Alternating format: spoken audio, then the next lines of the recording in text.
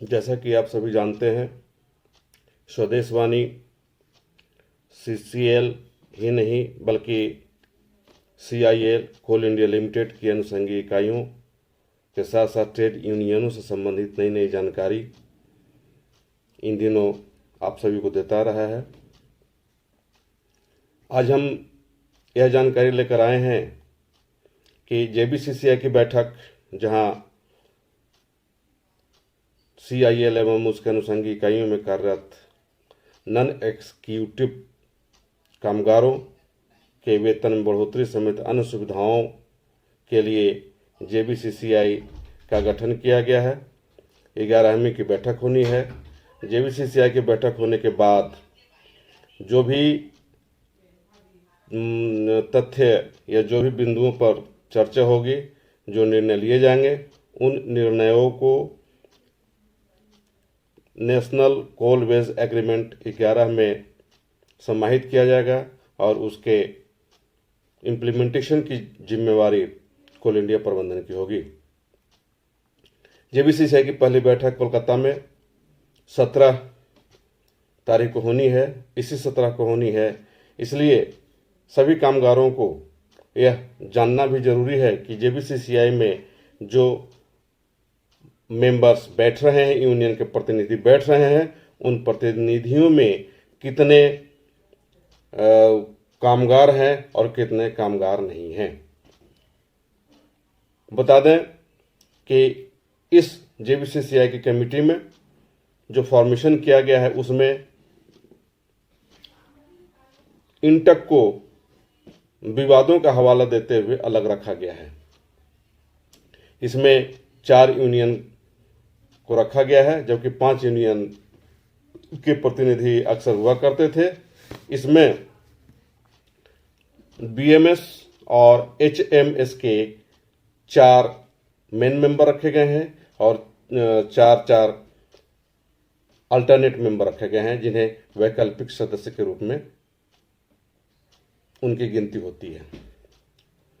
उसी प्रकार एटक से 3 और C2 से 3 मेन मेंबर और 3 वैकल्पिक मेंबर बनाए गए हैं। इसकी जानकारी कोल इंडिया की तरफ से अधिसूचना जारी कर पिछले दिनों दी गई थी। आज जो कोल इंडिया के JBCCI कोऑर्डिनेटर अजय कुमार चौधरी ने जो पत्र जारी किया है, उस पत्र के मुताबिक इस JBCCI की बैठक में शामिल होने वाले 14 मेन मेंबर और 14 वैकल्पिक मेंबर, यानी 28 सदस्यों में मात्र 10 मेंबर ऐसे हैं जो कोल इंडिया समेत अन्य इनकी अनुषंगी इकाइयों में काम करने वाले हैं। आपको बताएं कि भारतीय मजदूर संघ की ओर से 4 प्रतिनिधि शामिल किए गए हैं मेन मेंबर में और 4 प्रतिनिधियों को शामिल किया गया है अल्टरनेट मेंबर के रूप में। लोगों के लिए या लोगों को जानकर यह खुशी होगी कि BMS में जो मेंबर रखे गए हैं, उसमें के लक्ष्मा रेड्डी, जो कहीं भी किसी भी कंपनी में काम नहीं करते, ये मेन मेंबर हैं। नमस्कार, मैं सत्येंद्र कुमार सिंह।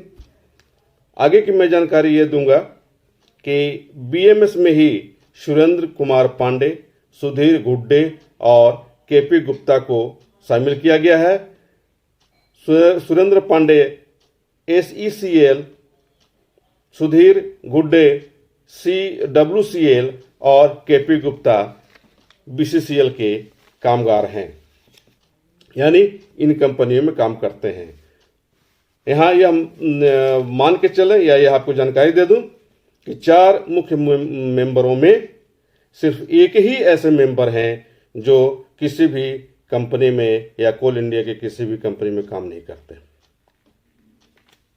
अगर हम बात करें BMS के वैकल्पिक मेंबरों की, अल्टरनेट मेंबरों की, तो इसमें मैं आपको बताऊं कि जो चार हैं, चारों के चारों मेंबर किसी न किसी कंपनी में काम करते हैं, यानी कामगार हैं।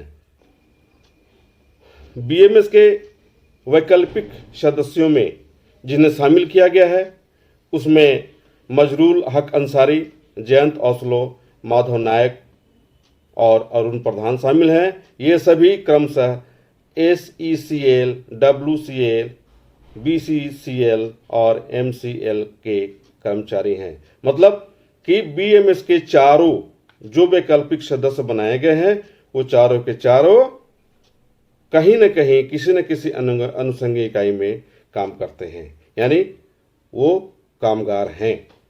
अगर हम बात करें HMS की, तो HMS के भी 4 मेंबर मुख्य बनाए गए हैं, जिसमें नाथूलाल पांडे, सिद्धार्थ गौतम, शिव कुमार यादव और शिवकांत पांडे शामिल हैं। ये चारों में कोई भी सदस्य किसी भी कंपनी में काम नहीं करते। या तो इन सदस्यों का अपना कोई व्यवसाय है या कहीं न कहीं किसी न किसी रूप में कंपनी में अपना यूनियन चलाकर काम चलाते हैं। इन चारों में HMS के मुख्य मेंबरों में एक भी मुख्य सदस्य, मेन मेंबर किसी भी कंपनी में काम नहीं करते। बात करें अगर इनके वैकल्पिक सदस्यों की, तो इसमें महज दो मेंबर्स ऐसे हैं जो CIL की अनुषंगी इकाइयों में काम करते हैं। इसमें एक हैं राजेश कुमार जो CCL के कर्मचारी हैं और माधव प्रसाद अग्निहोत्री जो NCL के कामगार हैं। अन्य रियाज अहमद और RV राघव रघुनंदन ये कहीं भी किसी भी कंपनी में काम नहीं करते। हम बात करें अगर एटक की, तो एटक के भी 3 मेंबर या 3 लीडर्स को मेन मेंबर में रखा गया है और ये तीनों कहीं भी आज की तारीख में किसी भी कंपनी में काम नहीं करते, यानी कामगार नहीं है।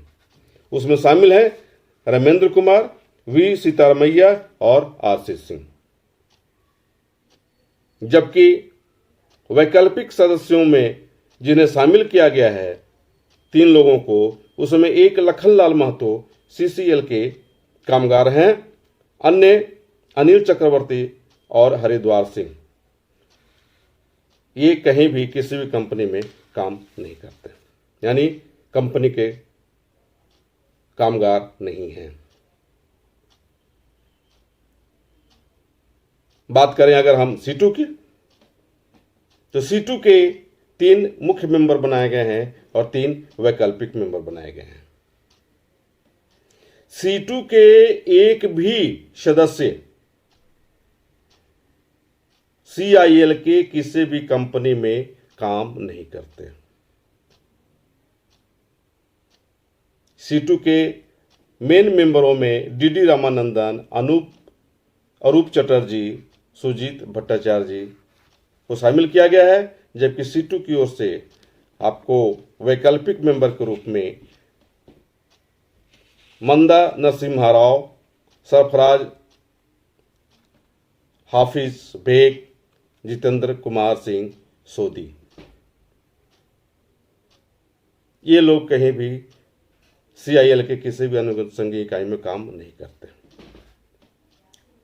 कहने का मतलब ये है, लोगों को यह जानकारी होनी चाहिए कि जो कामगारों की समस्याओं को प्रबंधन के समक्ष या मंत्रालय के समक्ष, चूंकि JBCCI में मंत्रालय का प्रतिनिधि भी शामिल होता है, उन प्रतिनिधियों को जो बताएंगे,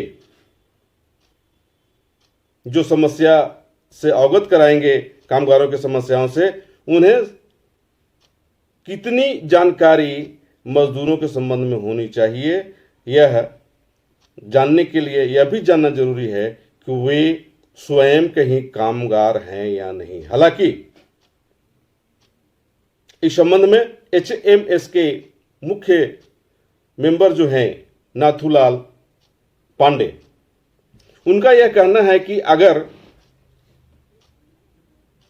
सदस्य जेबीसीसीआई के मेंबर किसी न किसी कंपनी में अगर काम करेंगे तो प्रबंधन के सामने उनको झुकना पड़ेगा।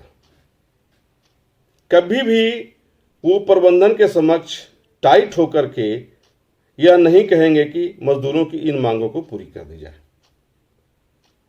क्योंकि प्रबंधन वहां बार्गेन करेगा मेंबरों को, सदस्यों को, कि अगर आप हमारी बात नहीं मानोगे तो मैं आपकी नौकरी, चूंकि हमारे यहाँ आप काम करते हो तो हो सकता है नौकरी पर कुछ न कुछ असर पड़ जाए, लेकिन अगर हम किसी भी कंपनी में काम नहीं करेंगे तो प्रबंधन को किसी न किसी रूप में दबाव डाल करके, बार्गेन करके हम निश्चित तौर पे मजदूरों की समस्याओं को या मजदूरों की मांगों को पूरा करवा देंगे।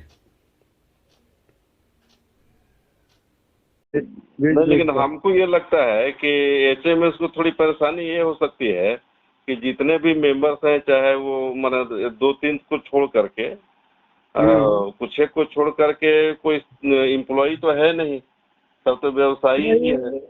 ये एम्प्लॉई एक हो जाएगा, अभी एम्प्लॉई नहीं है, मेन मेंबर में एम्प्लॉई नहीं है। हाँ, लेकिन एक हो जाएगा नागपुर वाला। पर देखिए कई बार ऐसी स्थिति आती है, एम्प्लॉई होना चाहिए, हम इसके समर्थन में हैं, पर कई बार ऐसी स्थिति आती है कि एम्प्लॉई को एम्प्लॉयर के सामने झुक जाना पड़ता है। कई बार वो सब थोप देते हैं उनकी मजबूरी का, उनकी नौकरी का फायदा उठा करके, और नॉन एम्प्लॉई होता वो नहीं डरता, उसके सामने अड़ जाता है। तो और फिर देखिए वहाँ जो बात की जाती है उसके पहले संगठन में अपने चर्चा होती है कि ये बात होती है, ये है, हमको कहना क्या है। जैसे पिछले बार ही जब दस्तखत हम लोगों ने नहीं किया तो अकेले हमारे एम्प्लॉई भी थे, नॉन एम्प्लॉई भी थे, हम लोगों ने अपने सेंट्रल ऑफिस में बैठ के चर्चा की कि भाई इन बिंदुओं पर वो नहीं मान रहे हैं। जैसे एम्प्लॉयमेंट का मामला था, वेज फ्रीज का मामला था, अलाउंस फ्रीज का मामला था, कहा कि वो लोग मान रहे हैं, हम लोग नहीं मान रहे, करना क्या चाहिए। तो यही निर्णय लिया गया कि हम लोग इस पर दस्तखत नहीं करेंगे, और वर्कर्स के ग्रुप को बुला करके हम लोगों ने चर्चा की, और चर्चा करके फिर हमने दस्तखत नहीं किया। अगर आप इस चैनल पर नए हैं तो हमारे चैनल को लाइक, शेयर एंड सब्सक्राइब जरूर करें ताकि आने वाली देश विदेश की खबरें आपको मिलती रहे। स्वदेश वाणी।